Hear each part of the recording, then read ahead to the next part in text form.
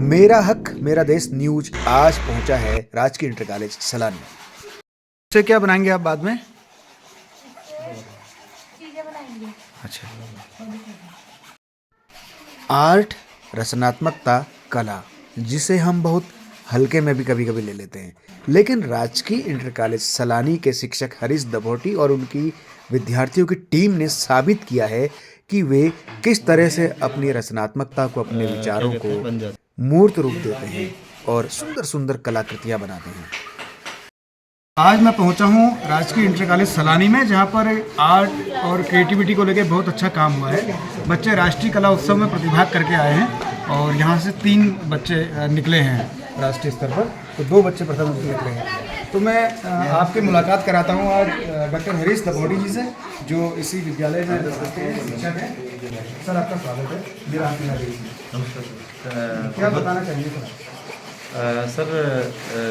विगत 2015 से कला उत्सव की जो क्या कहते हैं शुरुआत हुई है। मानव संसाधन विकास मंत्रालय ने इसके पहल की थी। इसका उद्देश्य था कि जो पौराणिक कलाएं हैं, विलुप्त प्राय कलाएं हैं, उनका संरक्षण इसके माध्यम से किया जा सके। और चूँकि हमारे छात्र हैं, हमारे जो युवा हैं, वही इसका सबसे सही जो है वाहक हो सकते हैं। उस भावना को लेके पहल शुरू हुई थी, तो हमने भी सोचा कि इसमें हमें योगदान देना चाहिए। तो लगातार 2015 से हम लोग इसमें प्रतिभाग कर रहे हैं और भगवान की कृपा से लगभग हर वर्ष हम लोग इसमें स्थान प्राप्त करते हुए आए हैं। तो अभी जो बच्चे जिन्होंने प्रतिभाग किया है स्टेट लेवल पर, वो बाद में राष्ट्रीय स्तर पर भी जाएंगे, तो उनके बारे में कुछ बताइए। इस वर्ष सर 2023 जो कला उत्सव हुआ था, वो शांति कुंज हरिद्वार में आयोजित किया गया था, राज्य स्तरीय। उसमें हमारे विद्यालय से 2 छात्रों ने प्रतिभाग किया था। एक नितिन सिंह है, कक्षा 9 के छात्र हैं, जिनका टॉपिक था खिलौनों की यात्रा, और एक बालिका है हमारी कक्षा 11 की, नीता दोसात, उन्होंने भी प्रथम स्थान प्राप्त किया है। तो एक साथ राज्य स्तर पर एक विधा में 2 लोगों का आना, ये पहली बार ही हुआ है किसी इसमें, तो ये हम सबके लिए गर्व है। किसी एक कलाकृति को बनाने में, जैसे आपने उसके अलग अलग स्वरूप बताए, तो उसकी क्या क्या विधाएं हैं और कितना समय लग जाता है बनाने में? कला उत्सव में सर 10 कैटेगरीज हैं अलग, और दृश्य कला में 3 कैटेगरीज हैं। एक तो पेंटिंग है, जो कि 2D फॉर्म में आता है। दूसरा मूर्ति कला है, जो कि 3D फॉर्म में आता है। एक स्थानीय खेल इलेक्ट्रॉनिक की किसी कैटेगरी है, जो 3D फॉर्म में आता है। तो इनका सबका जो एक वो है, ये कि कोई ऐसी चीज़ हो जो हम बनाएं, क्योंकि बहुत ज़्यादा आजकल प्रचलन में नहीं है, जो बहुत प्राय हो चुकी है। भले वो सुंदर हो ना हो, लेकिन वो ऐसी हो जिसका संरक्षण किया जाना बहुत ज़रूरी है। सर, ये जो 3D वाला वर्क जो होता है, उसका समय काफ़ी लग जाता है, कि जो हमें पहले बेसिक सामग्री इसके लिए तैयार करनी होती है, घिसाई से लेके इससे कटिंग से लेके, तो कम से कम 2 दिन का समय वहाँ भी मिलता है, 2 दिन लग ही जाता है क्या दिन में। तो काफ़ी कठिन काम है और बच्चे बड़े आसानी से कर रहे हैं, तो ये हमारे लिए उपलब्धि है।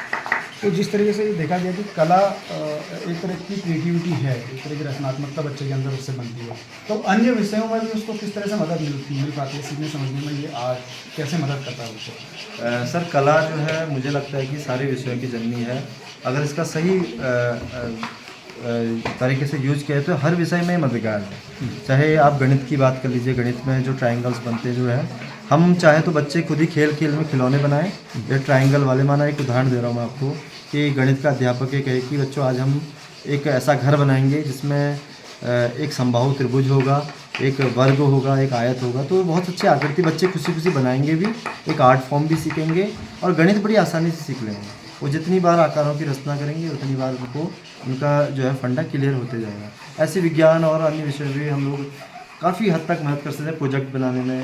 जैसे विज्ञान के ज़्यादातर मॉडल होते हैं, मैंने देखे कि बड़ी बेढंगे मॉडल बनाए जाते हैं, उसका आर्ट की जानकारी नहीं होती, तो वो क्रियात्मक तो होते हैं, लेकिन दिखने में बहुत ज़्यादा अच्छे नहीं लगते, इसलिए लोग उनसे कनेक्ट नहीं कर पाते। अगर इनको विज्ञान और कला को जोड़ के अगर वो चीज़ें की जाए, तो बहुत प्रोफेशनली बहुत अच्छा भी रहेगा। तो हो सकता है वो आने वाले दिनों में किसी उसमें स्टार्टअप का कार्य भी कर सके। तो आपने देखा और सुना बच्चों का आर्ट, उनकी रचनात्मकता, उनकी क्रिएटिविटी किस तरीके से बनाने में मददगार साबित हो रही है, उनको सीखने समझने में मदद हो रहा है बच्चों को। और दभोटी जी पिछले 8-9 साल से लगे हैं इस पूरे काम को आगे बढ़ाने में। स्वागत है आपका मेरा हक मेरा देश में। तो आप बताना चाहेंगे, आप प्रतिभा करके आए हैं और प्रथम स्थान। प्रथम स्थान आपने प्राप्त किया है, तो क्या क्या आपने किया और इसकी पूरी प्रेरणा कहाँ से मिली आपको? इन सब की प्रेरणा मुझे मेरे सर जी डफोटी सर जी से मिली है और इसे बनाने में मेरी बहुत ज़्यादा मेहनत भी लगी है। मेरे पेरेंट्स ने मेरी बहुत ज़्यादा मदद की है। ये हम जंगल से लेके आते हैं, जो कि इनसे जंगल भी जलते हैं बहुत ज़्यादा।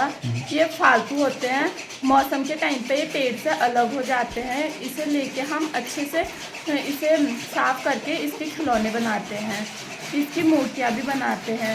क्या नाम है जिससे आप बनाते हैं उसका? उसे हम बगेट कहते हैं। ये चीड़ के पेड़ से निकलता है और इसमें मैंने राष्ट्रीय स्तर पर प्रथम स्थान प्राप्त किया और इसका क्रेडिट मैं अपने सर जी और अपने पेरेंट्स को देती हूँ। क्या क्या खिलौने बनाए थे आपने? मैंने हवन में प्रयोग होने वाले सामग्री और बच्चों के खेलने वाली चीज़ें बनाई थी।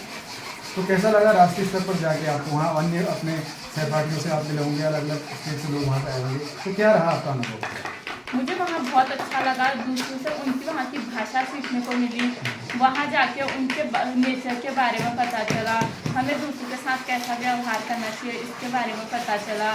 मुझे वहाँ फिर उसके बाद दिल्ली जाने का भी मौका मिला। परीक्षा पे चर्चा पे प्रतिभाग किया और वहाँ अपने खिलौनों के बारे में वहाँ भी बताया। बहुत बढ़िया। तो ये थी मनीषा जी ऐसी सलानी से, जिन्होंने प्रथम स्थान प्राप्त किया राष्ट्रीय कला उत्सव में। आपका क्या नाम है? मेरा शुभ नाम नितिन सिंह है। अच्छा, तो नितिन, आप स्टेट लेवल पर प्रथम स्थान पर निकले हैं। क्या ये जो पूरा कला का ये वहाँ पर कार्यक्रम होता है, प्रतियोगिता, आपने क्या बनाया था? मेरा जो टॉपिक था वो था खेल खिलौने की याद।